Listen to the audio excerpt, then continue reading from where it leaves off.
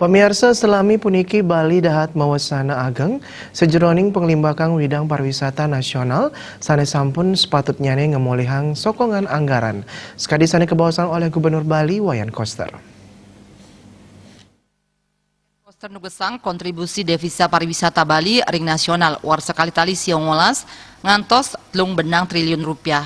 Yening sayang ring kuentenan devisa nasional ngantos satak 17 triliun rupiah, Bali ngicenin kontribusi 11,1%.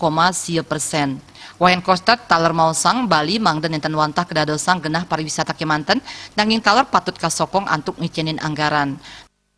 Nasional, devisa pariwisata Bali tahun 2019 itu sekitar 75 triliun. Dibandingkan dengan nasionalnya sekitar 270 triliun. Devisa Bali ini sekitar 28,9% terhadap nasional. Maka ini harus menjadi bargaining position oleh Bali kepada pemerintah pusat. Jangan Bali ini hanya dijadikan objek pariwisata, tidak didukung oleh satu anggaran fiskal yang memadai untuk membangun Bali, terutama adalah infrastrukturnya dan kedua adalah lingkungan dan kebudayaan. Maka kemarin saya rapor di Bappenas, saya meyakinkan Menteri Bappenas ada 11 kawasan strategis pariwisata nasional yang ditetapkan oleh pemerintah pusat.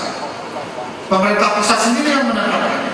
Sokongan inucap minekadi fiskal sajeroning antuk negepin puangunan Bali antuk widang infrastruktur, lingkungan, miwah kebudayaan. Ngurah Wira Bali.